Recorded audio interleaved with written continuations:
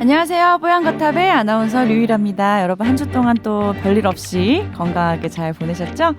오늘은 아주 특별한 날이에요. 왜냐면 조동찬 의학 전문 기자와 저가 둘이서 단독으로 네. 진행하는 날이죠. 네. 네.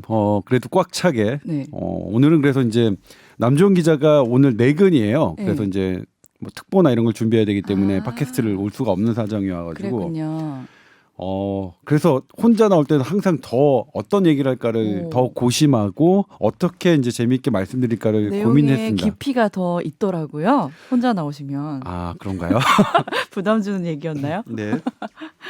자, 선배님 별일 없으셨죠? 한 주 동안? 네, 별일 없습니다. 네. 그리고 선거가 있었죠. 그리고 이번 높은 투표율 네. 그리고 투표율 선거를 엄청 하면서 높았어요. 다른 사람에게 피해를 주지 않기 위해서 이렇게 줄 서시고 네. 그다음에 1m 거리 예, 두시고 하는 모습 되게 좋았어요. 좋았어요. 예, 좋았어요. 예. 점점 뿌듯하더라고요. 예. 그런 모습들은 선진형으로 가고 있는 네. 모습들이었죠. 네. 선배님 투표하셨어요? 네, 투표했습니다. 바쁘신 와중에도. 네. 실은 이제 네. 보도국 전원 근무가 명령이 내려져서 출근은 했는데 네. 어쨌든 그래도 제가 그날은 그렇게 빠듯하게 바쁘지 않아서 이 아이템이 없었기 때문에 네. 사실 선거 날이니까 제가 별로 할 일이 없잖아요. 그래서 할 수 있었고 그다음에 제가 회사에 나와서 한 일이라고 이제 후배들 밥 사주고 커피 사주고 하는 일. 우리 SBS 선거 방송 그 시청률은 잘 나왔어요? 2등을 했어요. 1등은 누구였는데? KBS였습니다. 근데 이제 SBS가 선거 방송에 사실은 명가잖아요. 네. 그 그래픽, 네. 그다음에 이 시기적절한 이 시성 있는 일 달려가고 이런 거에 좀 우리가 캐릭터를 잘 그랬잖아요. 네. 이렇게 끄집어내는. 네. 그런데 이번에 이제 외부 평가는 상향 평준화된 것 같다. 네. KBS, MBC도 사실 그래픽으로 상당히 많이 쫓아온 것 비슷하게 같다. 따라왔죠. 그런 평가들이 좀 있었는데 그럼에도 불구하고 제가 보기엔 저희 네. SBS가 가장 훌륭하지 않았나, 재밌지 않았나. 저는 SBS만 봤습니다. 그런 그래픽 디자인은 누가 아이디어를 내는 거예요? 보도국에서? 저도 잘 모르겠어요. 어떻게 보면 되게 유아틱스러우면서 눈에 잘 띄면서 귀엽게 잘 만드시더라고요. 네, 그러니까요. 네. 얘기했지만 어떤 홍준표 의원인가요? 네. 그 무소속으로 이렇게 나오셨던 락을 하신다고 이제 어쨌든 그런 락커에 네. 이걸 했었고 그다음에 황교안 대표는 이제 색스폰을 이렇게 취미로 본인의 예. 취미 이런 것도 좀 반영을 했나 그래서 봐요. 케니지로 변장시키시고 재밌었어요. 그러니까요. 그런 네. 재미가 있어야지 그냥 보면 지루하잖아요. 또 그냥 숫자만 네. 보면 지루하니까. 안타깝네요. 1등 했으면 참 좋았을 텐데. 아, 그러게요. 그러게요. 다음번에는 SBS 다음번에 많이 1등 할 봐주세요. 겁니다. 네, 그럼요. 근데 이제 이번에 여러 이제 결과들이 있지만 이제 사람들이 아쉬워하는 게 네. 지역 구도가 조금 과거로 회귀한 것 아니냐 이런 말씀들이 좀 있는데 네. 저는 개인적으로 응원했던 분이 있어요. 역시 험지라고 예상했던 부분 네. 지역인데 네. 이번에 또 안 돼 떨어지셨어요. 안타깝더라고요. 어떤 그래서 분이실까요? 저는 이제 그분한테 어떤 말씀을 드릴까 하다가 네. 그런 당연히 승리가 예상되는 지역에서 당선하신 것보다 네. 더 가치가 가치가 있을 있다. 것다. 그 패배의 가치가. 근데 본인은 얼마나 실망하실까 싶어요. 이번이 벌써 두 번째인데. 네. 저는 그러니까 이번에 개인적으로 응원을 드린 분은 딱 한 분밖에 없어요. 국회의원을 출마하시는 분. 그러니까 이번에 제법 제가 아는 분들 중에 몇 분이 출마를 하셨거든요. 네. 근데 연락 안 드렸어요. 문자조차도 안 드렸어요. 네. 당선을 기원합니다. 합니다. 이런 인사, 그러니까 생활 인사조차도 안 드렸어요. 출마하신 분들한테는. 근데 딱 한 분한테만 응원하고 하고 개인적으로 이렇게 했습니다. 공개적으로는 하지 네. 않고요. 떨어지셨어요. 그래서 안타까워요. 제가 응원해서 떨어진 거 아닌가 하면서. 어떤 부분 때문에 응원을 하셨나요? 그 부분에? 일단 네. 그분이 하시는 일은 정치적인 일이 아니라 그냥 일로서 대하는 거다. 그러니까 이 일이 일로서 맞기 때문에 소신이 있으시군요. 소신, 예. 네.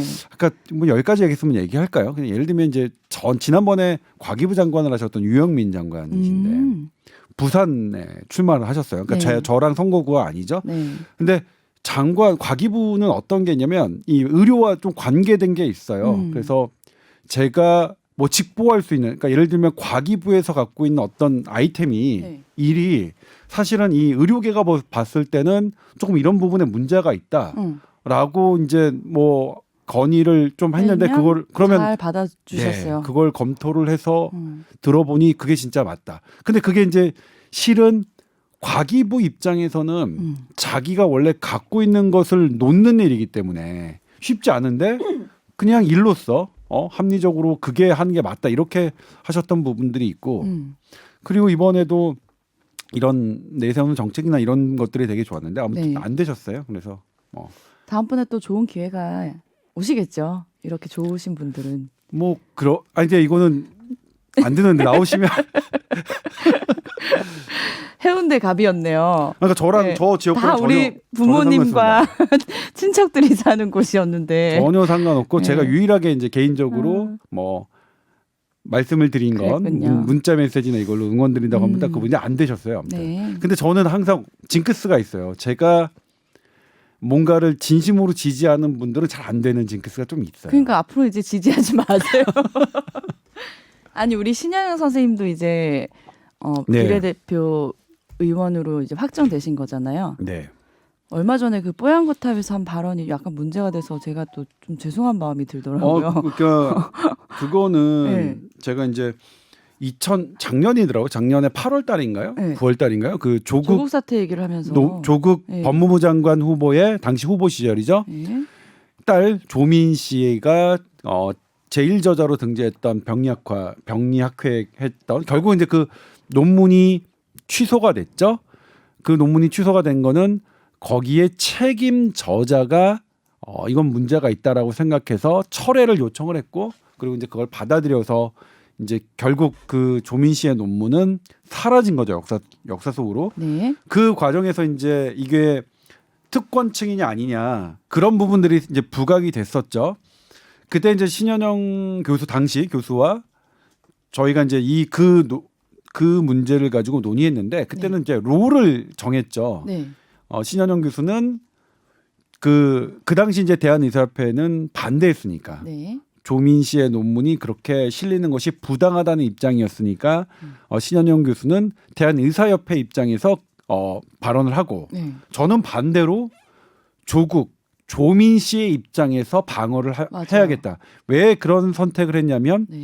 정치적으로 당시 너무 민감한 사안에 대해서 정치인이 아닌 사람이 막 이렇게 어떤 것을 적나라하게 논쟁하기 위해서는 아예 역할을 분담해 놓고 하는 게 정치적인 부담을 덜어내는 일이라고 제가 판단해서 네. 제가 그렇게 하자고 한 거라서 이제 그랬었죠. 근데 이제 그 부분을 두고 개인의 의견처럼 예, 이제 개인의 생각해서 의견처럼 나오더라고요. 예, 네. 그렇게 했다. 그리고 이제 그 더불어 신현영 의원께서 나왔던 네. 그쪽에 더불어시민당의 비례대표 분 중에 어떤 분은 조국에 대해서 상당히 지지를 하시는 분이 나왔기 때문에 뭐 그런 논란이 있었는데 아무튼 네, 네. 그거는 뭐 그렇게 네.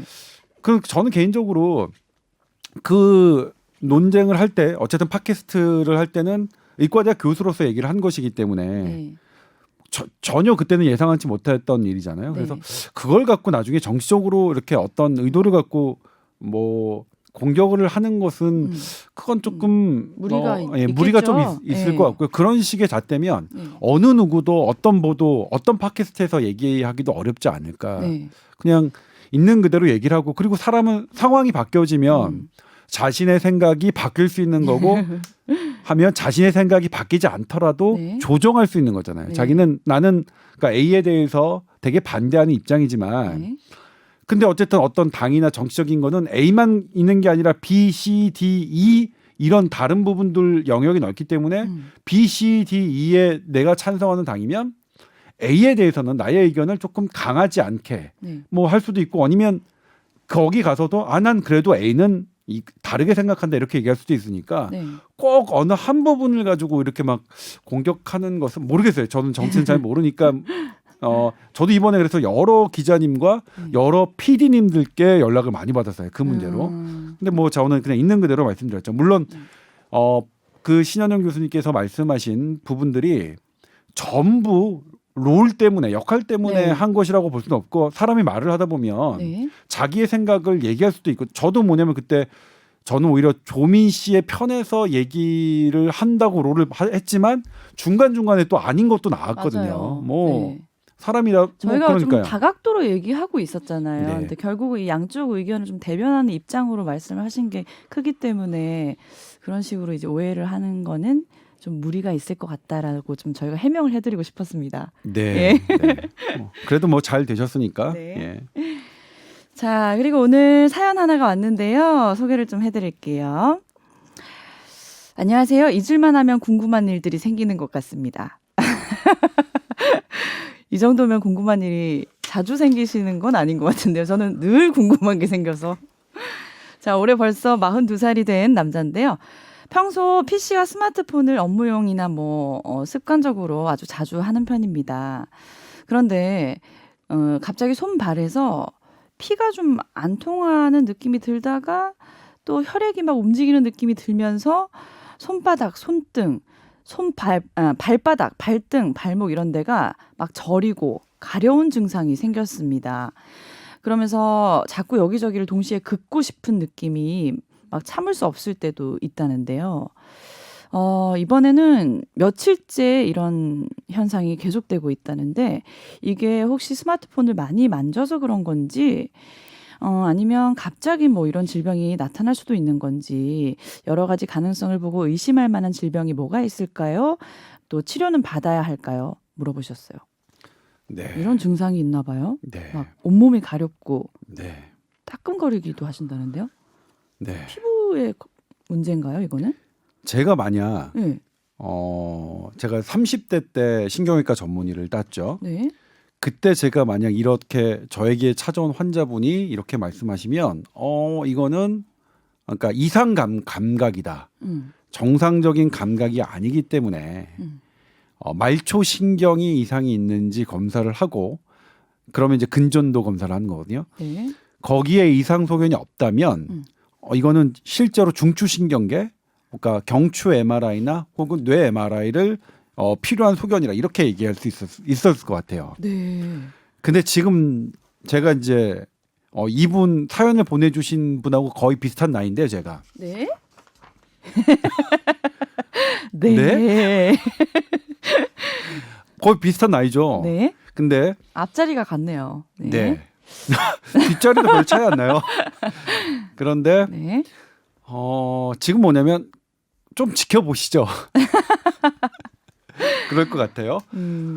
그러니까 저도 이제 제 증상 자체가 네. 제가 배웠던 의학으로 이해할 수 없는 설명할 수 없는 증상들이 많이 나와요. 그러니까 예를 들면 스마트폰을 많이 만져서 그렇다면 마우스 같은 경우나 그 스마트폰을 많이 만진 손이나 손목에서 이런 증상이 생기면 그것 때문이라고 할 수 있을 것 같아요. 저는 지금도 마우스를 많이 사용하면 오른쪽 손목이 너무 아프고 그럴 때면 이제 오른쪽 손가락 끝 감각이 좀 이상해요. 찌릿찌릿해요? 찌릿찌릿하고 네. 막 그래요. 네. 젊었을 때와 달리, 어렸을 때와 달리. 네? 그런데 이거는 모두가 그런 거잖아요. 그러면 이제 내가 어떤 특정한 부분을 사용했다라고 하기보다는 이걸 뭐라고 얘기할까요? 저는 제가 과음하고 난 다음 날 이렇습니다.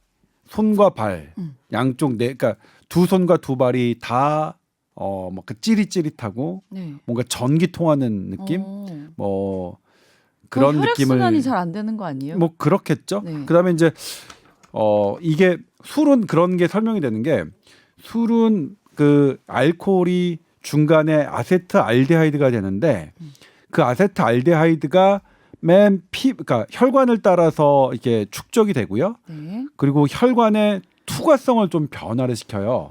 그렇기 때문에 술 먹으면 얼굴이 빨개지는 거거든요. 근데 투과성이 변할 때 주변에 염증 반응을 좀 일으키는데 그 주변에 바로 혈관과 신경은 같이 있거든요. 네. 그러니까 당연히 주변에 염증 반응, 아주 작은 염증 반응이겠지만 그걸 일으키니까 당연히 찌릿찌릿하고 할 수가 있거든요. 네. 그럼 이제 이거는 뭐냐면 4개의 발이 찌릿찌릿하고 가렵다. 일단 근데 뭐냐 피부 소양증이라는 거는 이제 가려움증이라는 거거든요. 소양이 그런 거니까 이것도 원인이 되게 많겠죠. 근데 특별하게 피부에 문제가 없다면 그리고 피부 소양증도 이게 이분하게 그러니까 손과 발 이렇게 4개의 발이 균등하게 소양증이 생기긴 좀 어렵거든요. 그래서 이거는 그러니까 진단이 잘 나오기 어려울 것 같고 저도 자주 겪는 일이라서 크게 신경은 안 써도 될 것 같은데 다만 약을 드시고 있다고 했잖아요. 근데 이 약이 그러니까 알러지 반응이 있을 수 있지 않나요? 이 약이 최근에 바뀐 것인지 만약 비리어드는 뭐 그냥 원래부터 드셨던 약이니까 이건 아닐 것 같고 최근에 어떤 바꾼 약, 그러니까 DHA 대신에 크릴 오일로 바꿔서 먹었다면 요런 약들이 사실은 그런 반응을 일으킬 수 있거든요. 그래서 그럴 때는 다시 한번 크릴 오일을 잠시 끊어보시는 거죠. 잠시 끊어보시고 만약 그래도 뭐 한 3, 4일 끊었는데도 그냥 별로 나아진 게 없다라고 한다면 뭐 크릴 오일은 범인이 아니겠지만 또 확인해 볼 필요는 있겠네요. 네, 그렇죠. 저희가 좋은 아침 제가 MC잖아요. 이거 항상 크릴 오일 요즘 협찬으로 많이 다루는 건강 보조제인데 요 얘기할 때 꼭 주의사항이 뭐 해산물 알러지가 있으신 분들은 뭐 조심하셔야 됩니다. 이 얘기를 저희가 꼭 하거든요. 그리고 이제 이렇게 특정할 수 없는 애매한 증상을 대처하는 방법은 뭐냐면요. 이 증상이 점점 더 악화하고 나의 일상생활을 괴롭힌다고 하는 것은 그거는 반드시 검진이 필요한 겁니다. 그거는 이 증상 때문에 너무 일상이 힘들 정도면 힘들 정도고 점점 악화하는 것을 느끼면 근데 이게 그러다 말고 뭐 그리고 그렇지 하는 정도라면 그거는 충분히 지켜볼 수 있습니다. 여유 있는 마음을 가지고. 참 이런 왜 사람이 아플 때 특별한 원인 없이 증상도 막 그렇게 강한 건 아닌데 신경 쓰이는 정도의 그런 것들 많은 것 같아요. 전 최근에 이렇게 뒤에 두피가 자꾸 저린 거예요. 두피가요? 네. 아니 정말 쥐가 내리듯이 착 하고 오고 착 하고 오고 한 며칠간 내내. 괜히 머리 쪽이니까 무섭잖아요. 머리가 아픈 게 딱 2개거든요. 그러니까 머리 쪽에서 통증을 감각하는 거는 뇌를 싸고 있는 막하고 그다음에 이 뇌에 이제 보면 만져보시면 옆에 귀 위쪽을 보면 약간 뭔가 말랑말랑하잖아요. 이게 이제 두피를 싸고 있는 근육이에요. 그러니까 그런 근육 그리고 이제 그 근육 위에 있는 피부 거기에만 통증 세포가 있습니다. 나머지 이제 그다음 하나 더 있다. 이 뼈를 싸고 있는 막 페리오스템이라고 하는데 뼈를 싸고 있는 막에도 뭐 통증 세포는 있지만 대부분의 통증은 그래서 이 근육의 문제예요. 근육에 어떤 뭔가가 있으니까 머리가 아프다면 나 뇌에 무슨 문제가 있을까? 뇌에 무슨 문제가 있을 때 뇌가 이제 이렇게 늘어나면서 뇌막이 자극을 받으면 통증이 있지만 문제 대부분의 두통은 뇌의 문제가 아니라 근육의 문제예요. 표면의 문제네요. 그러니까 우리가 이제 어떤 경직된 자세로 하면 어깨가 뻐근하고 허리가 아픈 것처럼 사실 대부분의 두통은 이 근육의 문제입니다. 그래서 그렇게 찌릿찌릿한 것도 내가 손이 찌릿찌릿한 것처럼 이 뒤에 있는 근육들이 찌릿찌릿해서 아픈 거예요. 그러니까 실은 대단히 걱정하실 필요는 없어요. 이 대부분의 두통은 찾아보고 이걸로 결론을 내서 제가 지금 안심을 하고 있거든요. 근데 그거 사전 지식 없으니까 아니 이게 무슨 뇌 혈관 쪽의 문제일 수도 있을까? 막 혼자 별 생각 다 해보잖아요. 근데 이제 뒤쪽에 그러니까 근데 그건 있어요. 뒤쪽에 이렇게 아픈 거는 뒤에는 뭐냐면 이 경추의 중추신경 뒤쪽에 교감신경 총이 있어요. 여기에 쫙 분포가 돼 있거든요. 근데 그게 내가 너무나 긴장한 생활이 되면 이게 항진이 돼요. 아파요. 그러니까 뒷목이 쭉 이렇게 뒤통수를 따라서 아픈 거는 쉽게 보면 안 돼. 쉽게 안 나요. 그다음에 이제 옆쪽에 머리가 아픈 거는 편두통일 때 그렇잖아요. 편두통은 한쪽으로 치우칠 편이긴 하지만 한쪽에서 오는 게 주로지만 양측 다 올 수 있습니다. 근데 지금은 편두통과 이 후두부 두통이 예전에 제가 전문의할 때만 해도 다른 기전이라고 생각하고 다른 병이라고 봤는데 지금은 그게 모호해졌어요. 하나의 원인 아닐까? 이렇게도 생각해요. 아직은 원인은 잘 모르고요. 네. 그런데 아무튼 그렇게 편두통 같은 경우에는 약을 처음에 잘 써야 돼요. 그러니까 이게 약을 너무 많이 처음부터 고용량으로 쓴다거나 잘못된 약을 쓰면 조절하기가 오히려 어려울 수 있으니까 사실 편두통은 사실 자기가 스스로 약을 선택하는 게 아니라 의사의 진료를 보고서 선택하시는 게 좋을 것 같아요. 그러니까 두통이 이제 편두통이나 이런 것들이 무슨 뇌졸중이나 뇌출혈을 일으키는 건 아니지만 네. 하지만 오래된 편두통은 뇌졸중의 그러니까 위험 요소이긴 합니다. 그래서 그런 것들은 한 번에 나는 건 아니지만 네. 내가 어떻게 해서 이거를 그러니까 이 교감신경 총이 확 증가한 것을 어떻게 내가 다운시키느냐. 얘 문제다. 그래서 이게 한 번에 그렇게 악화된 게 아니기 때문에 네. 그것을 교정하는 것도 단번에 안 됩니다. 절대로 단번에 안 됩니다. 단번에 무언가를 해주겠다고 하는 의사들이 그런 데들이 너무 많아서 의사 선생님들이 아니라 네. 그렇게 한다는 데가 너무 많아서 제가 하지만 절대로 그렇게 되지는 않는 것 같아요. 네. 천천히 하셔야 되고 그리고 이제 그런 편두통이나 이런 것들은 그거는 조금 개인이 선택하지 마시고 그거는 조금 의사 선생님들의 진료를 받고 처방을 받으시는 것을 저는 더 좋게 생각합니다. 그러면 두통 생겼을 때 우리가 그냥 아스피린 아무렇게 막 먹고 이런 거는 위험한 행동인가 봐요? 아니 근데 그러니까 내가 한 번 왔는데 예를 들면 술 먹은 다음 날 되게 머리가 아프다 해서 한 번 먹는 거야. 그러니까 한두 번 잠깐 먹는 거는 상관이 없는데 내가 계속 이게 자주 있어요. 그래서 이 약을 매일매일 먹어야 돼요. 매일매일 뭐 2주 이상 먹어야 된다. 이럴 경우에는 네. 그런 거죠. 오늘 또 사연 보내주신 분도 드시고 계신 뭐 약이나 이런 것들 한번 끊어도 보시고 천천히 한번 지켜보시면 좋겠네요. 네. 네. 자, 그리고 오늘도 좀 코로나에 대한 얘기를 해볼 것들이 있어서 얘기를 해볼까 하는데 일단은 뉴스에서 보니까 한 6월쯤에 국내에서 코로나 치료제와 백신 개발을 좀 정부에서 지원을 해보겠다라는 기사가 있더라고요. 네, 오늘이 4월 17일이죠. 네. 그러니까 4월 16일 어제 이제 보건당국 질병관리본부 그리고 국립보건연구원이 국제 백신 연구소와 함께 특정한 백신을 선정해서 오는 6월부터는 임상 시험을 하겠다. 백신에 코로나19 백신에 대해서 먼저 40명의 건강한 성인들을 대상으로 안전성을 확인해 본 후 안전하다고 판단되면 고령자들 그리고 만성 질환자들을 통해서 유효성까지 검사하는 걸로 확대하겠다 이렇게 발표를 했습니다. 그런데 이제 우리나라가 선택한 백신은 무엇이냐? 저는 이제 이게 궁금했어요. 네. 사실 미국에서는 다양한 백신들이 그러니까요. 미국과 유럽에서는 시도되고 있는데 우리나라가 선택한 백신은 미국의 이노비오사인가요? 이노비오사 이 회사 이름 제가 지금 헷갈리는데 상품명은 정확합니다. 상품명은 이노 4800. 요 제품을 선택해서 하겠다고 했습니다. 요 이노 4800은 어떤 거냐면 백신이 크게는 3가지 종류가 있어요. 바이러스 백신이. 그러니까 DNA 백신이 있고요. RNA 백신이 있고요. 그다음에 단백질 재조합 백신이 있는데 이노 4800은 DNA 백신입니다.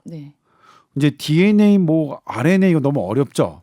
근데 이제 우리가 처음에 좀 설명드린 건 있는데 유전자가 RNA는 한 가닥이고 그다음에 DNA는 두 가닥이잖아요.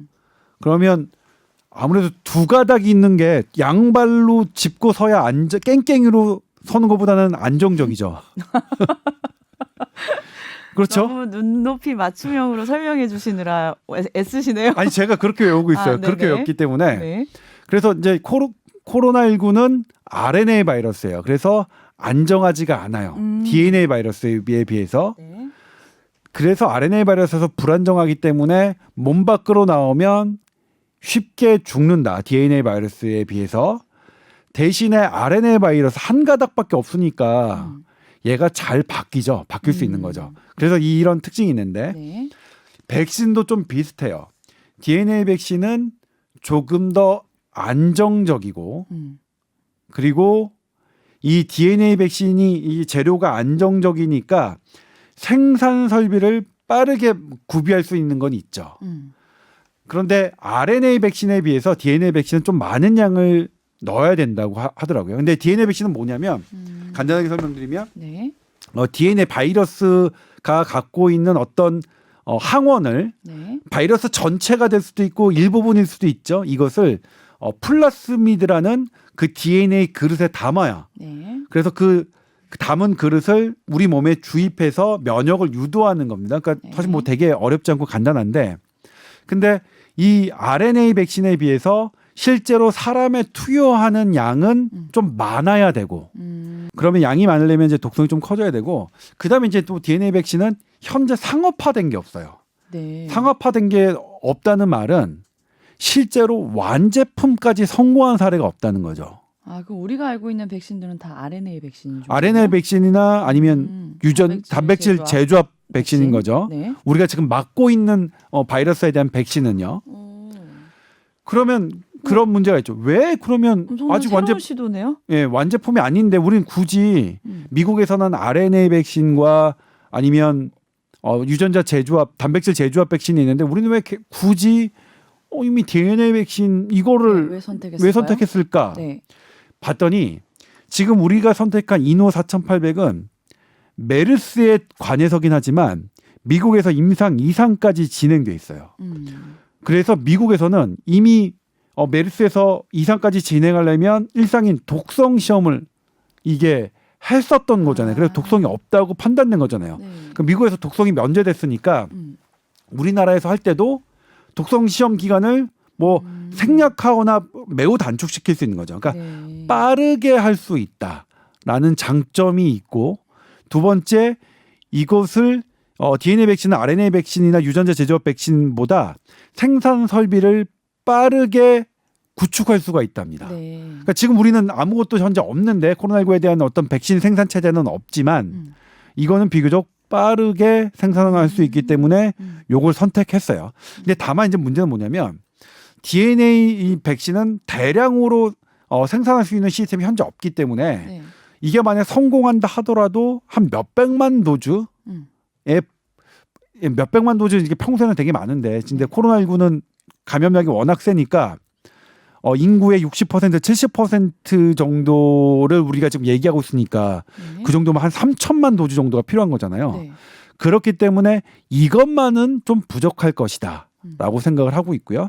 그래서 이제 뭐 전문가들은 바이러스 학회 전문가들은 어떻게 얘기를 하냐면 이것도 좋지만 다른 것 RNA 그다음에 유전자 그러니까 단백질 제조합 백신 같은 경우에도 네. 제형이 나오면 선제적으로 해보자. 그래서 어떤 게 어쨌든 그러니까 우리가 지금 찬밥 더운밥 가리는 게 아니라 이것도 뭐 선택한 이유는 분명히 일리가 있다고 생각해요.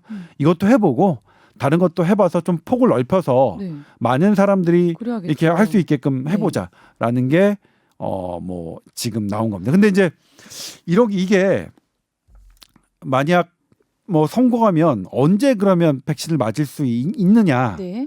이 문제도 많이 궁금해하시는 것 같은데 네. 제가 지난번에 말씀드렸지만 국제백신연구소에서는 최상의 시나리오를 돌려봐도 사실은 15개월 정도 걸릴 것이다 네. 라고 얘기했고요. 네. 미국 감염병 연구소도 똑같이 전망을 했습니다.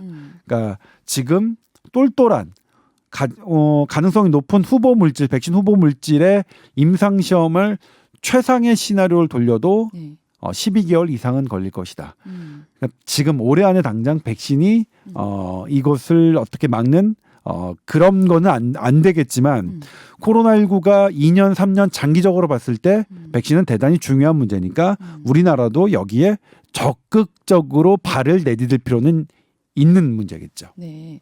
우리나라는 결국 그러니까 임상 시험으로 이제 해보겠다라는 백신이 최대한 빨리 나올 수 있는 것을 선택한 거네요.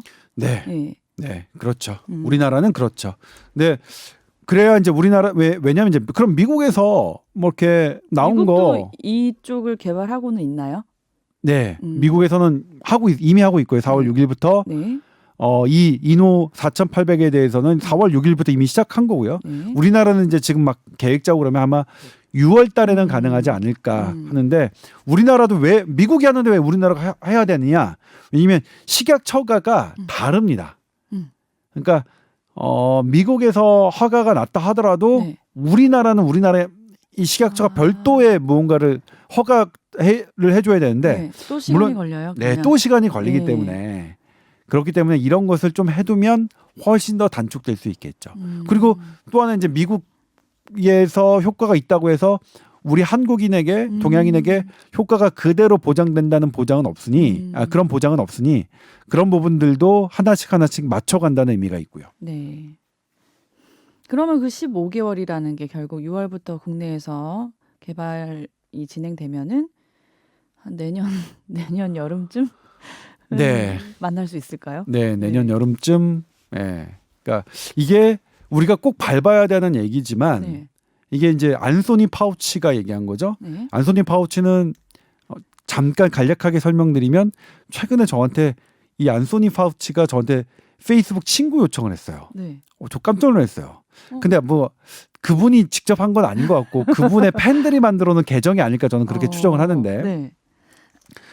예를 들면 트럼프 대통령이 하이드록시 플로로킨 네. 그러니까 말라리아 약이 엄청난 효과가 있다. 그리고 말라리아 약과 그 제트팩이라는 아지스로마이신이라는 항생제가 두 개를 조합하는 게 코로나19를 치료하는데 획기적인 역할을 할 것이다라고 기자회견에서 발표를 해요. 네. 근데 그 발표를 바로 현장에서 대통령이 얘기한 것은 희망을 얘기한 것이지 어떠한 근거도 없다. 반박하셨어요, 바로. 바로. 네. 그리고 뭐라고 했냐면 네.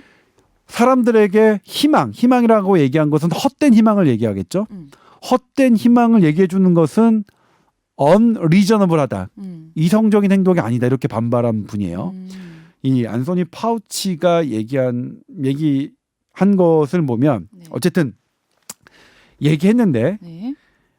이게 우리가 백신을 얘기하고 백신을 준비하는 건 되게 중요한 일이지만 그래도 이게 당장 무언가를 해결해 줄 것처럼 언제 나온다 이거 이제 확실하게 그렇게 나온다. 그렇게 하는 것은 지금은 이제 뭐 총선이 끝났으니까 제가 더 자유롭게 말씀드리겠습니다만 네. 그것은 대단히 잘못하고 있는 겁니다. 대단히 과학적인 접근이 아닙니다. 네. 그러니까 정치인은 그렇게 얘기할 수 있어도 과학자들은 특히 과학을 담당하고 있는 질병관리본부나 국립보건연구원은 그런 부분에 있어서 충분히 얘기를 해줘야 됩니다. 예를 들면 우리나라 지금 정부가 우리나라 국내 기업과 협조해서 코비드19 치료제 뭐 만들겠다 막 발표를 막 대단하게 했어요. 그럼 저는 당연히 보도국에서 그런 발표를 청와대에서 했으니 이거 확인해봐라 해서 그 관련 기업들을 제가 그 어느 정도 준비가 돼 있는지 제가 취재를 하잖아요. 네. 저의 취재가 맞다는 건 아닙니다. 저의 취재도 하나의 뭐 취재에 불과하겠지. 여러 기자들이 하는 취재. 그런데 저의 취재로는 충분한 준비가 안 돼 있다. 네. 그러니까 약은 갑자기 나올 수 있는 게 아니다. 그러니까요. 제가 지난 시간에도 말씀드렸지만 신종플루 치료제, 독감 치료제 갑자기 나올 수 있는 건 아니고요. 메르스 약 치료제 갑자기 나올 수 있는 거 아닙니다. 갑자기 치료제를 개발했던 회사들이 그때도 있었고 2015년 메르스 때 있었고 근데 그들 회사들이 약이 지금도 나오지 않고 있다. 2020년 코비드19도 마찬가지일 것이다. 이번에 제가 치료학 얘기를 지금 뭐 자연스럽게 넘어가면 네.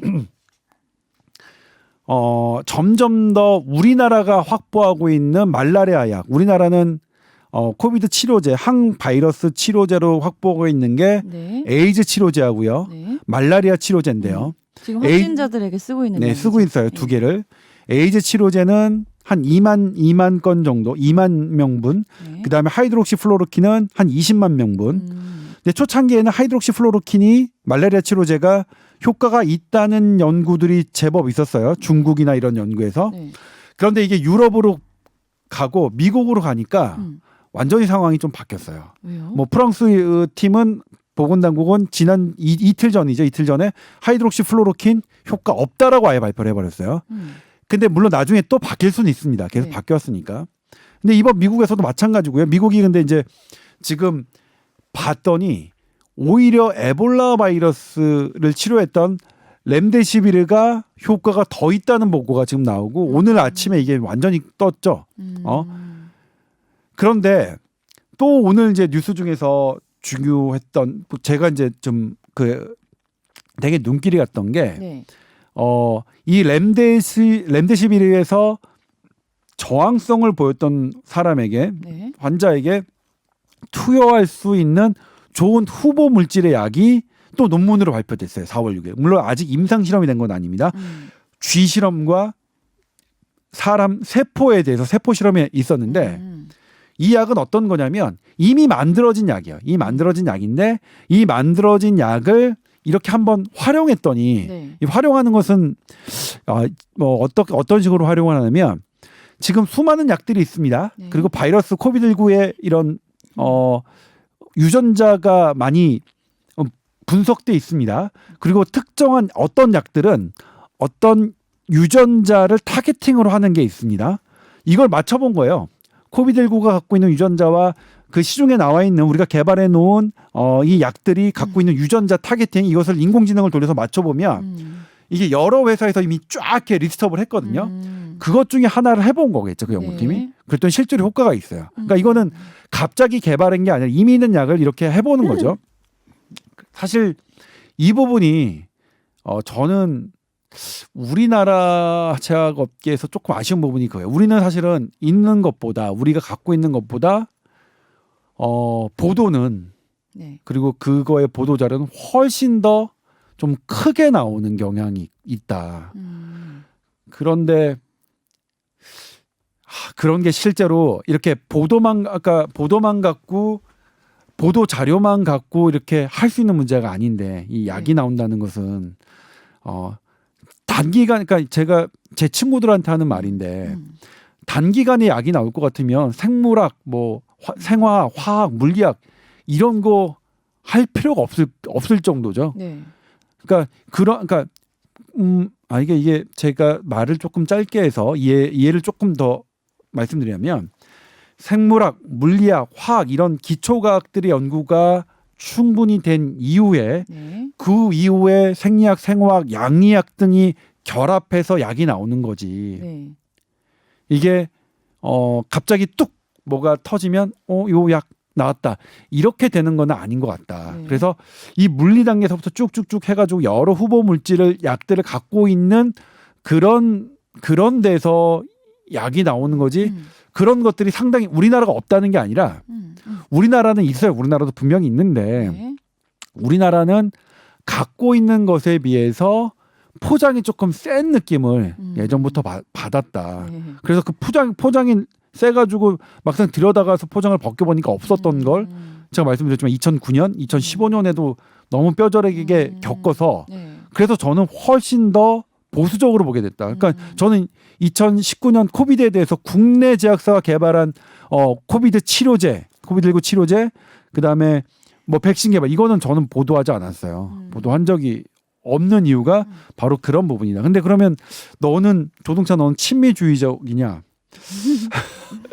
뭐 그렇다면 실제로 저한테 그렇게 메일을 보내주신 분들도 꽤 있어요. 네. 한 10분 정도 돼요. 뭐 진단 키트나 이런 거 할 때 너는 그러려면 미국에서 살아라. 저 미국에서 살고 싶지 않고 우리나라에서 살고 싶습니다. 근데 다만 그런 부분이 제가 의학을 전공하다 보니 분명히 그쪽에서 막 방대한 양의 이런 에비던스를 가지고 하는 것에 대해서 제가 좀 더 약한 부분이 있을 것 같아요. 같아서 아마 그런 부분 뭐 주실 때마다 나도 좀 봐야겠다. 좀 냉정하게 이렇게 좀 비교 분석해야지.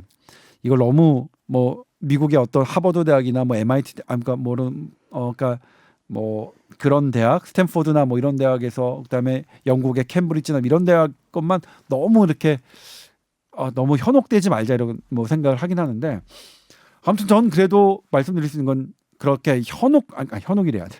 우리나라는 좀 포장이 좀 섣불리 네. 기사화되는 부분이 있다. 네. 예. 그런 부분은 저는 계속 느끼고 있는 부분이고요. 이쪽뿐만 아니라. 네. 근데 다시 이제 우리의 일상으로 돌아가면 네. 지금 에볼라 치료제 지금 효과가 있다고 막 그 오늘 아침 뜨겁게 달궈왔던 그 치료제가 우리에겐 있느냐? 네. 현재 없습니다. 아, 그래요? 현재 서울대병원에서 임상 시험을 하려고 확보한 아마 소량의 분량 정도 말고는 없거든요. 그런 거를 우리가 어떻게 할 것이냐를 우리는 좀 생각해 봐야 될 것 같아요. 예? 더 솔직하게 말씀드리면 네. 뻥뻥 그냥 네. 그렇게 포장하는 거 그런 거 하지 말고 물론 우리나라의 연구 능력을 증진시키고 우리나라 기업과 우리나라 학자들에게 계속 이렇게 지원하는 것 그거는 되게 중요한 일인데 그건 이렇게 단기적으로 하지 말고 그건 장기적으로 해야죠. 네. 이번 사태를 계기로 네. 5년 10년도 짧고 20년 정도 목표를 두고 그렇게 우리나라 학자와 우리나라 기업에 그렇게 지원을 해주시고 그거는 네. 장기적으로는 네. 코비드19에 대해서는 일단 단기적으로 치료약을 구하는 게 급하니 그런 쪽에 조금 신경을 써야 하는 게 아닌가라는 생각이 좀 들었습니다. 그러니까 하나만 집중적으로 개발하지 말고 좀 플랜 B를 열어두고 다른 것도 좀 계획을 해 나가야겠다. 그런 말씀이신 거죠? 아니 플랜 A는 네. A는 뭐냐면 약을 일단 구하는 거고 네, 네. 약을 먼저 우리가 지금 효과가 있다는 약을 먼저 구하고 네. 플랜 B 우리나라가 코비드19든 아니면 다른 어떤 바이러스나 세균성 질환이든 간에 우리나라의 역량을 키우는 것은 지금 당장 반짝해서 정치가들이 이렇게 얘기하지 말고 그거는 5년, 10년, 20년까지 지원하는 그런 시스템을 하자. 네. 지금 그거는 우리가 뭘 하겠다, 뭐 하고 토론해야 할 일이 아닌 것 같다. 네. 이렇게 막 국민들에게 그렇게 하지 말고 이미 지금 총선 끝났잖아요, 그렇죠? 네. 그럴 이유도 없잖아요, 그렇죠? 그러니까 그거는 실질적으로 5년, 10년 우리나라 학문과 우리나라 기업이 그런 역량을 갖출 수 있도록 더 장기적으로 지원을 해주시고 그런 부분은 네네네. 플랜 B로 네. 플랜 A는 그러니까 A, B는 이제 순서죠 우선순위. 네. A는 일단 다른 데서 다른 나라에서 효과가 있다. 그러니까 지금 현재 다른 네. 나라든 어디든 효과가 있다고 하는 약을 우리나라가 있는지 없는지 그걸 확인해서 네. 일단 그것부터 어떻게 구할 것인가에 대한 방안을 모색하자라는 네. 게 저의 주장이죠. 네. 자, 어쨌든 백신이나 뭐 치료제 개발 같은 경우도 좀 시간이 걸려도 우리가 생각했을 땐 좀 안정성이 충분히 검증되고 나서 나오는 것이 훨씬 이제 안심이 되니까 좀 더 시간이 백신은 걸려도 그럴 것 기다리는 같고요. 게 좋을 백신은 것 근데 같아요. 예. 그래도 약은 지금 그거는 이제 조금 상황에 따라 좀 다른데요. 비상 상황일 때는 네. 예를 들면 암 환자가 치료약이 없어요. 근데 그래서 지금 많은 환자가 죽어요. 근데 어떤 약이 그 암한테 효과가 있다고 하는 약은 실은 조금 빨리 나올 필요는 있어요. 충분한 안전성을 좀 떨어져도 왜냐면 지금 그러니까 그게 리스크 앤 베네핏 요거를 따지는 건데 네네네. 지금 너무 환자가 많이 죽는 마당에서는 조금 위험을 감수할 수도 있는 거죠. 근데 코비드19에 대해서는 위험을 조금 감수할 수 있는 상황이기 때문에 그래요. 우리가 평상시처럼 안전성과 뭐 이런 것들을 충분히 기다릴 수 있는 여유는 거죠. 우리가 없는 것 같아요. 특히 고령자나 만성질환자들 같은 경우에는 그렇죠. 네. 그렇기 때문에 이 부분은 우리도 우선순위를 빨리 어쨌든 현재 효과가 있다고 있는 약을 먼저 구하는 방안. 두 번째는 그건 좀 제발 장기적으로 해주셨으면 좋겠다. 국내 학계와 국내 업계가 이런 바이러스 치료제, 항생제 치료제를 그러니까 충분하게 할 수 있도록 1년, 2년이 아니라 1년, 2년 지원하신다 이렇게 하지 마시고 5년도 짧은 것 같아요. 10년, 네. 20년 이렇게 지원하실 수 있는 그런 플랜을 짜주셔서 이렇게 해주셨으면 좋겠다. 네. 사실 뭐냐면 제가 계속 말씀드리지만 이런 얘기 2015년도에 있었어요. 예, 그때는 다른 정권인데 네. 예? 예? 그때도 뭐 이런 뭐 하게 구축하겠다 뭐 하겠다 그 당시 하고- 집권자들은 그렇게 했습니다. 네. 하나도 안 됐어요. 흐지부지. 예, 다 됐어요. 흐지부지 됐죠. 네. 흐지부지 됐죠. 이런 건 끝까지 좀 체계적으로 지원이 될 필요가 정말 있겠네요. 네. 또 이런 사태가 나타날 수도 네. 있으니까. 그리고 제가 느끼는 감각은 끝까지 지원하겠다는 사람들은 음. 지금 당장 눈앞에서 뭐 이렇게 뭔가를 모르겠어요.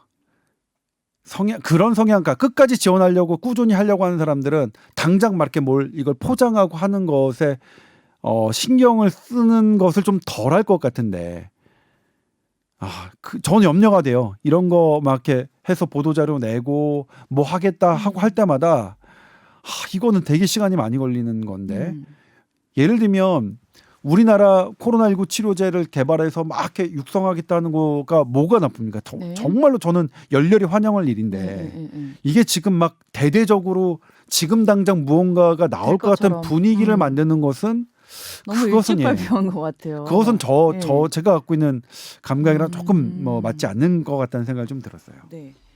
자, 그리고 우리가 지금 사회적 거리두기를 실천하고 있잖아요. 네.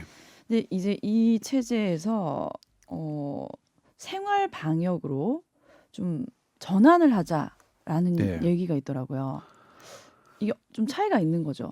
네. 네.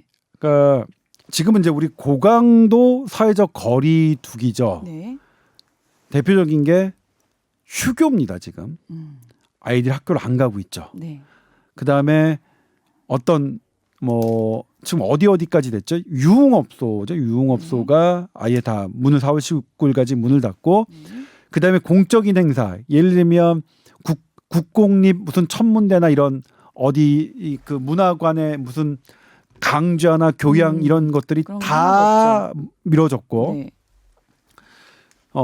다만 이제 개별적인 거 학원이나 이런 것들은 이제 권장사항이죠. 우리들 같은 경우에도 이제 되도록이면 회의나 이런 것들 하지 말고 기업들도 재택근무 인원을 충분히 해서 지부에서 근무할 수 있는 사람이 뭐 하자 이런 건데 가장 큰 거는 이제 어쨌든 휴교입니다. 휴교인데 이걸 언제까지 할 것이냐의 문제가 있어요. 예. 우리가 계속 얘기했었지만 이 휴교가 길어지면 제조업, 특히 의료인의 효율성이 떨어질 수밖에 없으니까. 근데 이 생활 방역은 저는 어떻게 생각하냐면 네. 그냥 원래대로 돌아가자고 하는 건 좀 어려우니까 원래대로 돌아가자고 하는 리스크를 줄이기 위해서 어떻게 이제 가져온 텀이 생활 방역 아니겠니? 중간 단계. 예. 네. 근데 중간 단계도 되게 좀 어려워요. 그러니까 뭘까 우리가 휴교를 뭐 학교를 가는 거가 없죠. 있고 네. 학교를 안 가는 게 있는데 그 중간 단계라고 할 수 있는 게 있는가? 그리고 생활 방역이라고 할 수 있는 게 있는가? 사실 이거는 저의 의견이기도 합니다만 제가 네. 동의하는 의견입니다. 이미 제가 만나는 취재하는 전문가들 사이에서 네. 이런 얘기가 나오고 있습니다. 그러니까 결국은 뭐냐면 그러니까 고단위의 사회적 거리두기를 할 것이냐 말 것이냐의 문제고 네. 이게 짧게 끝난다면 당연히 더 연장해야겠죠. 만약 예를 들면 이게 우리가 휴교를 이렇게 강력한 사회적 거리두기를 뭐 9월까지만 하면 네. 이제 우리는 더 이상 이거는 끝낼 수 있다라고 하는 과학적인 있으면. 에비던스를 바탕으로 하는 확신이겠죠. 네. 예? 그럼 우리 그냥 하는 게 좋은데 네. 그렇게 이건 하더라도 모를 일이잖아요. 하는 걸 모를 일이죠. 실제로 미국 같은 경우에는 이미 올해 12월까지 휴교하겠다고 선언한 주가 지금 10몇 개 되죠. 네. 이미. 네. 거기도 이제 그 각 주의 과학자들의 그 의견을 수렴해서 그렇게 결정한 것이거든요. 네. 그리고 올해 12월에 그러면 끝날 것이냐 또 확실하지 않기 때문에 이게 사실 되게 어려운 문제예요. 네. 어려운 문제라서 제가 이제 왜냐면 이제 요 말씀을 드리는 거는 제가 최근에 가장 많은 질문을 받는 게 그거든요. 생활 방역 언제부터 가야 되는 거야? 저도 잘 모르겠어요. 정말 잘 모르겠고 지금 이게 우리나라 전문가뿐만 아니라 전 세계적인 전문가들조차도 네. 언제가 피크고 언제가 종점이 될지가 서로 견해가 다르기 때문에 그렇습니다. 네. 다만 지금 미국의 상황은 미국은 빨리 일상생활로 돌아가려고 하는 움직임이 어느 나라보다 좀 더 강한 것 같아요. 특히 많은 환자와 많은 사망자가 발생했던 뉴욕 주서부터요. 네. 지난주에 뉴욕주 쿠오모 저 뉴욕주 주지사 이름이 쿠오모인가요? 쿠오모인데 아무튼 그분께서 네. 어떤 그런 것들을 주장하셨죠. 항체가 형성된 사람, 충분한 양의 항체가 형성된 사람은 자유롭게 경제 활동을 할 수 있는 그런 시스템을 지금 고민 중이다라고 네. 했는데 네. 나름 그분이 주장했던 것들을 살펴보면 뭐 그런 일리가 있는 부분들이 있어요. 네. 그리고 우리가 참고할 부분도 있고. 네. 근데 요 부분 생활 방역에 대해서 저는 지금 계속 그 제 개인적인 의견을 뭐 말씀드리자면 네. 저는 해야 될 것 같다는 생각이 들어요. 그냥 생활 방역이든 아니면 생활 방역이 언제부터요? 지금 이제부터? 우리가 이제 4월 19일까지는 뭐 정해놨잖아요. 네네. 정해놨으니까 네. 뭐 4월 19일까지는 가는 거고 그 이후에 저는 이게 과연 지속 가능할 것이. 근데 지금 오늘 어젠가요? 오늘인가요? 여론조사 나왔죠. 우리 국민들 대부분은 반대하시는 시기상조다. 시기상조다라고 의견이 많더라고요. 예. 말씀을 하시는데 저는 그냥 받아들이자라고 지금 이거는 저희 SBS 생각도 아니고 네. 전문가들도 대부분 생각하는 거 아닌데 저희 이거는 정말로 지극히 개인적인 생각입니다. 네. 저는 이렇게 전문가들마다 예측이 다른 상황에서 어떤 게 지금 제 머릿속을 맴돌고 있냐면 네. 코로나19는 이게 끝이 좀 안 보일 것 같다.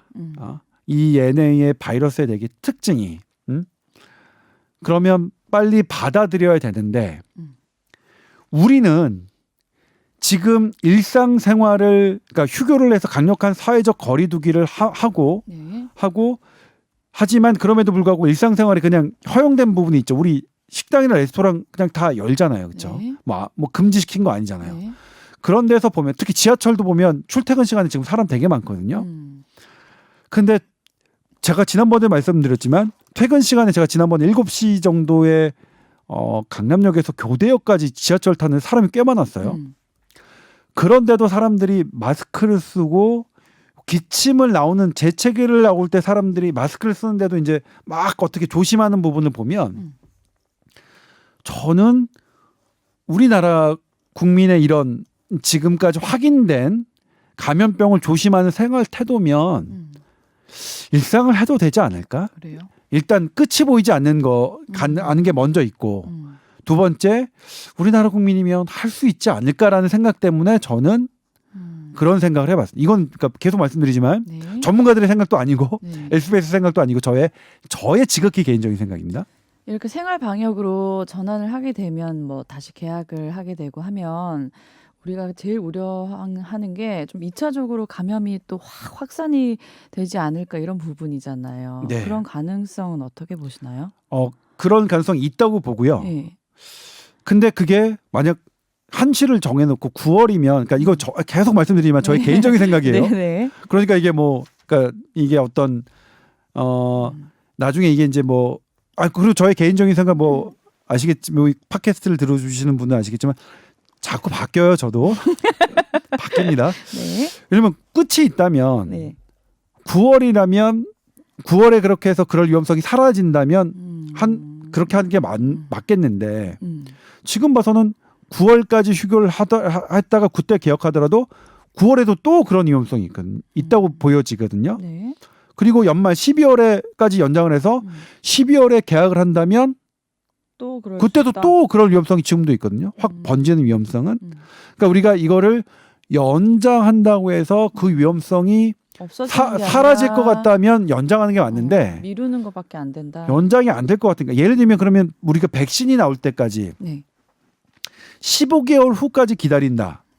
휴교를 하지 않고 계속 강력한 사회적 거리를 둔다라고 한다면 그거는 제가 어그리할 수 있을 것 같아요. 그러면 아예 그래 백신이 나올 때까지 아니면 우리의 집단 면역력이 서서히지만 확인됐을 때까지 이렇게 하자라고 한다면 그거는 제가 그거면 그럴 수 있겠다. 그러니까 한 2년을 두고 보는 거죠. 한 2년을 우리 그냥 휴교하고 이제 5학년, 6학년은 전부 다 온라인 수업으로 학년을 올라가자라고 한다면 그렇겠지만 단기적으로 만약 4월 19일에 풀 것이냐 아니면 5월 1일에 풀 것이냐 아니면 5월 15일에 풀 것이냐 이 문제라면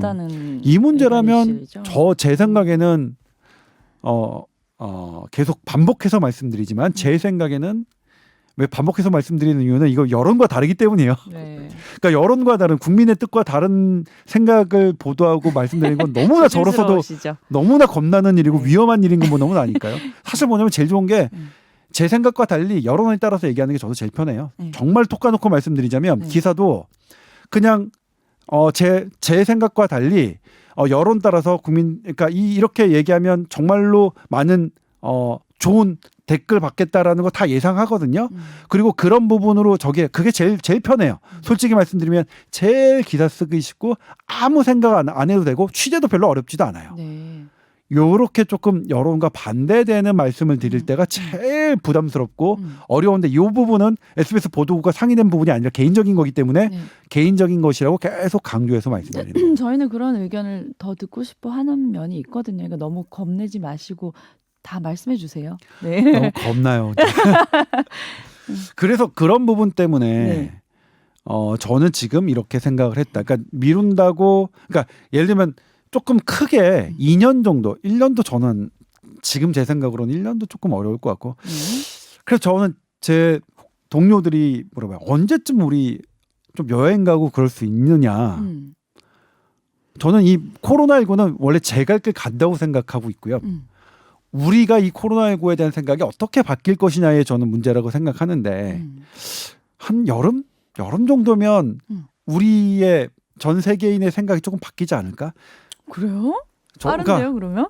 네. 저는 그냥 안고 살자 좀 코로나19는 우리가 전 여름까지는 쉽지 않을 것 저 같아요. 개인적인 생각으로 저는 한 8월 9월에는 조금 이제 다시 여행도 갈 수 있고 뭐 비행기도 조금 뜨고 그러지 않을까라는 물론 저의 희망 섞인 바람이기도 하지만 아무튼 그렇습니다. 그래서 저는 그런 희망 때문인지 휴교도 그냥 그런 생각을 한 거예요. 그러니까 물론 생활 방역이라는 이 단어에 저는 참 동의하진 않습니다만 그냥 푸는 거죠 사실.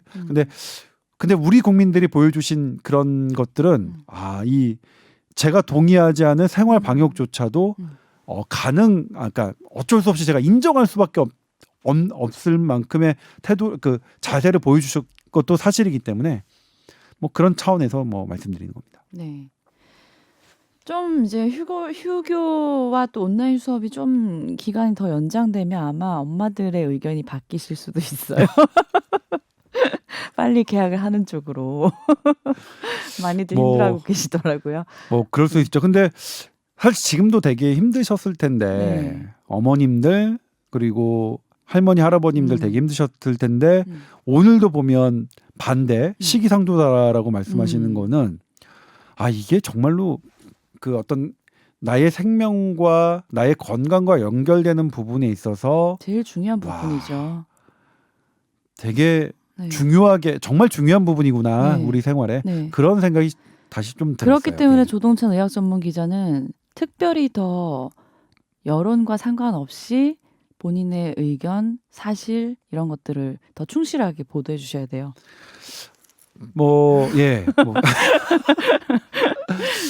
사실 이제 말씀드렸지만 제가 더 솔직하게 말씀드리면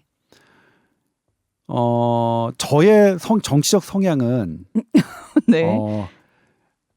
지금 뭐 이렇게 지금 현재 질병관리본부나 지금 정부를 비판할 정도의 정치적 성향을 갖고 있지는 않아요. 네네. 그리고 제가 예전에 해왔던 보도들도 그랬고요. 근데 이번만큼은 조금 힘들었어요.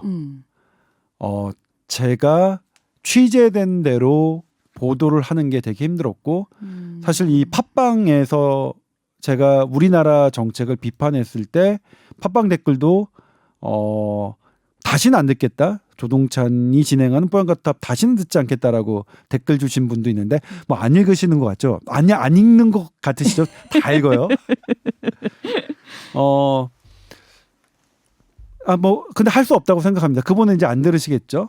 근데 그래도 그거 하나만큼 인정해 주시는 분이 있더라고요. 그러니까 저랑 정치적인 성향이 다르신 분이에요. 네. 그러니까 제가 이 방송에서 얘기했던 것을 다른 생각을 갖고 계신데 하지만 조동찬 네가 진심으로 얘기하는 거는 진정성은 이해해 주겠다. 네 말을 맞다고 인정하는 게 아니지라 네네. 너는 진짜로 네가 취재한 게 네. 그러니까 그분 입장에서는 조동찬 네가 취재한 게 잘못됐기 때문에 네가 진짜 그런 생각을 하는 거는 인정한다. 뭐 요런 취지인 것 같은데 뭐 저의 취재는 뭐 많이 틀렸었죠. 많이 틀리고 사실 뭐 지우고 싶은 것들 되게 많은데 자아성찰의 시간인가요? 근데 이번만큼은 조금 그런 부분 힘들었다는 거. 네. 제가 기자 생활하면서 이번에 그래서 저는 정말 총선이 빨리 끝났으면 좋겠다는 생각했어요. 그리고 선배님 정말 옆에서 보면 항상 그 옳고 그름을 끊임없이 고민하시는 분인 것 같아요. 쉽게 판단하지 않는 분. 아니 그렇진 않아요. 쉽게 판단. 아니, 제가 봤을 땐 그랬는데. 취재를 하고서 네. 취재를 하고서 이제 뭐 그러니까 근데 제 판단보다는 취재된 대로 말씀드리는 게 맞다고 생각해서 그런데 아무튼 그렇습니다. 그렇기 때문에 요 부분도 아마 총선이 끝났기 때문에 생활방역 그다음에 언제 하는 게 좋겠느냐도 좀 더 제가 조금 더 자유롭고 급진적으로 말씀드릴 수 있었습니다. 네. 지금 사회적 거리두기는 이번 주까지로 돼 있죠. 4월 19일이니까 다음 주 일요일까지인가요? 네. 네. 이게 이제 다시 또 연장될 가능성도 있는 거겠죠? 일단은 연장될 것 같아요. 4월 19일 지금 여론조사를 한 걸로 봐서는 그런데 그래서 막 5월 1일까지 연기하자 이런 얘기들이 좀 있어요. 그러니까 제가 만나보는 전문가들은 그래서 아마 4월 19일에 풀기는 어렵고 네. 5월 1일까지는 갈 것이다. 4월 말까지. 그래서 5월 1일부터 개교하는 것. 그러니까 5월 1일이 휴일이니까 5월 2일부터겠죠. 그런 얘기들이 있는데 뭐 그렇더라고요. 예. 네. 네. 자, 오늘은 여기까지 할까요? 네. 고생 많으셨습니다. 혼자서 진행하시느라. 오늘 또 혼자서 얘기하니까 되게 목마르실 것 같아요. 네, 힘들고 뭐 네. 뭐 그렇긴 재밌었어요. 하네. 예. 자, TOWR@sbs.co.kr로 또 궁금한 거 있으시면 사연 보내주세요. 저희는 여기서 인사드리겠습니다. 네, 감사합니다. 고맙습니다.